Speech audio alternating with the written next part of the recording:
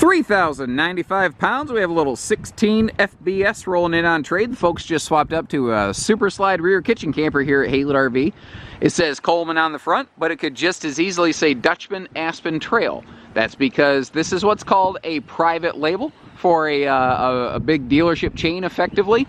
But you know, there's absolutely nothing different here from what you'd see from the Dutchmen lineup.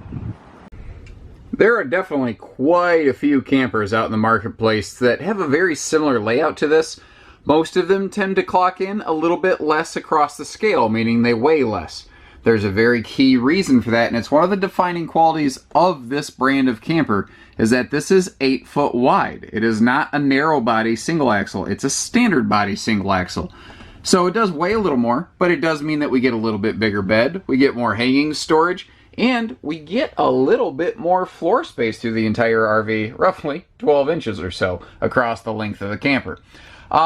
This is a very basic, very entry-level series of campers here, and there's nothing wrong with that. Like, we're looking at, you know, less expensive incandescent lighting.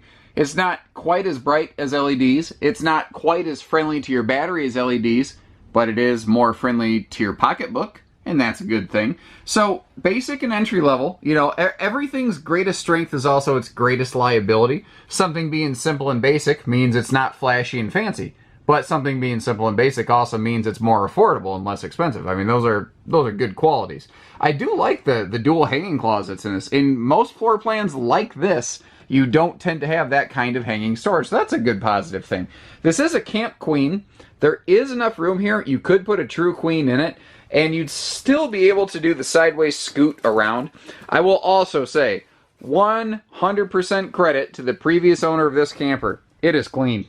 This is clean, it is well kept, it is not dirty in any stretch.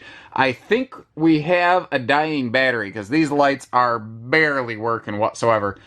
Even though this is a basic entry-level camper, I do believe the lights should be working a little bit better than that. Neat little pro tip for you, by the way. If these bulbs ever go out, there are LED replacements you can put in there, which is pretty cool. Give you some more light. You know, again, that'll be a little more cost to replace the bulb versus an incandescent, but you'll be happier with the result.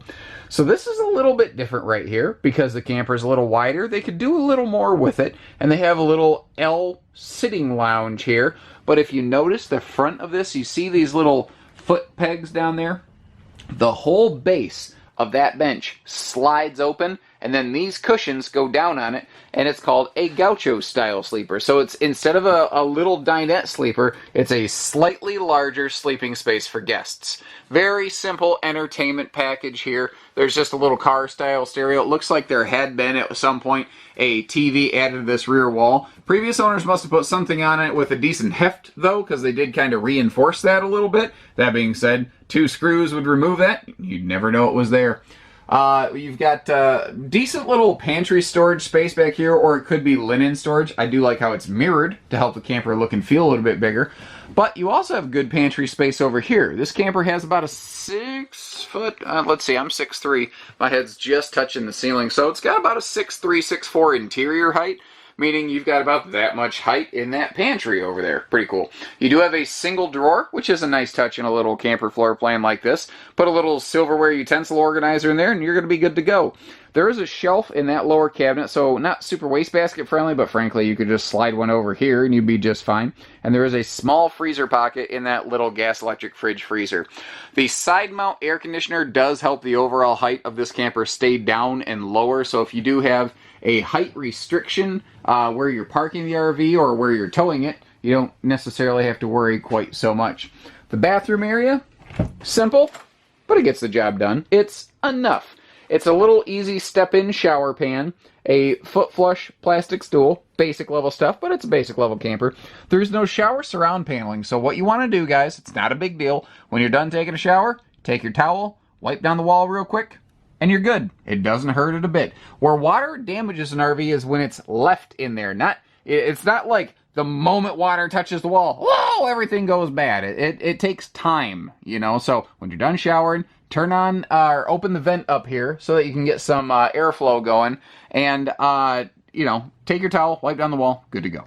Just like the interior, again, hats off to the previous owner. This is extremely well kept right here.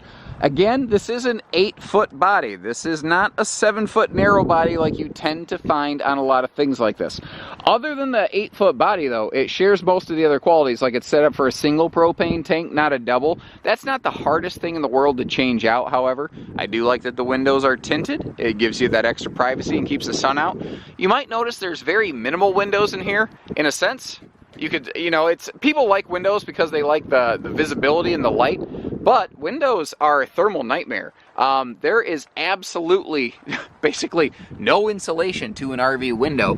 So having very minimal windows means this little thing with the smaller air conditioner should keep up just fine, frankly. You can see the tires look good, the skin, the decals, everything looks good. I don't see fading or oxidizing on anything. There's no reason you shouldn't be able to walk on the roof of this, despite the fact that it does not have a ladder. And pardon me as I do a quick little teleport maneuver, because I'm on some rough footing here and I want to pick my spots. And Alakazam, we're on the other side here. Simple manual awning, not the world's largest, but it's not the world's biggest camper. You know, this is a simple little weekend starter class camper, or for folks that just have real casual camping preferences. It's called Lantern Edition. Maybe that's why the lights inside were so dim, like a lantern. It looks, let me zoom in here. I just noticed something. It looks like maybe the front part of the awning caught like a low-hanging tree or something. But overall, it looks like just a surface abrasion. I would rather that wasn't there, but I'm also not going to hide it from you. That's just not the kind of business we do here at Haylett RV. So very simple, propane only, 6-gallon water heater. But again, pretty common stuff for a little class like this. Really, I don't see anything that I think is extremely worrisome. It's a basic, little, lightweight trailer. If you've got like a tow package SUV rated for, I'd like to have you at least at 4,000 pound tow capacity, if not more, so that even when this thing is fully loaded with cargo, you'd never be overloaded on the vehicle. I know that there's going to be some people who have like a 3,500 pound tow rating. You'd theoretically be okay, but boy, you're really pushing it. So, you know, for vehicle recommendations, I guess if you're going to be flatland, local towing, 3,500 pounds minimum. I'd like you to have more would be okay. And if you want to do more gallivanting, then obviously more tow capacity and payload on a vehicle is always good. But if you don't understand a lick of what I just said, give our guys a call here at Haylett RV. Our towing specialist can crack open the guidebooks and make sure you've got the proper vehicle for this so that we can check twice and buy once. You know what I mean? Keep you safe. Take care, stay safe, have fun. Happy camping, everyone.